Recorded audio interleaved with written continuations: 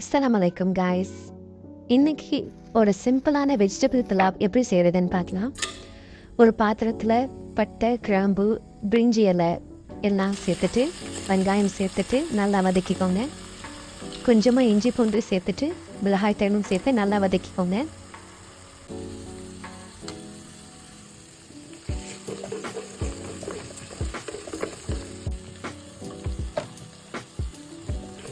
வெங்காயம் நல்லா வதங்கினதுக்கப்புறம் தக்காளி சேர்த்து நல்லா வதக்கிக்கோங்க. அதுக்கப்புறம் தேவையான அளவு தயிர் சேர்த்துக்கோங்க. அது நல்லா வதங்கினதுக்கப்புறம் உங்களுக்கு பிடித்தமான காய்கறிகளையும் சேர்த்துக்கோங்க. நான் இன்றைக்கி உருளைக்கிழங்கு, beans, carrot, capsicum, green peas, corn எல்லாம் சேர்த்துருக்கேன். உங்களுக்கு பிடித்தமான காலிஃப்ளவர் இல்லை வேறு எது வேணாலும் சேர்த்துக்கலாம். அதோடு கொஞ்சோண்டு உப்பு சேர்த்துட்டு கரம் மசாலா கொஞ்சமாக சேர்த்துக்கோங்க. பீட்ரூட்டை நான் கடைசியாக தான் சேர்ப்பேன். முடிஞ்சால் தனியாக வேக வச்சுட்டு சேருங்க.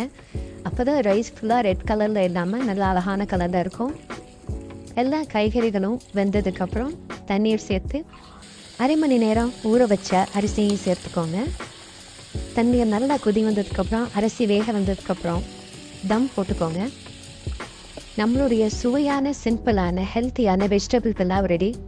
இது குழந்தைகளுக்கு ரொம்பவே பிடித்தமான ரெசிபியாக இருக்கும். கண்டிப்பாக ட்ரை பண்ணி பார்த்துட்டு எப்படி இருந்துச்சுன்னு கமெண்ட்ஸில் சொல்லுங்கள். தேங்க்யூ ஃபார் வாட்சிங்.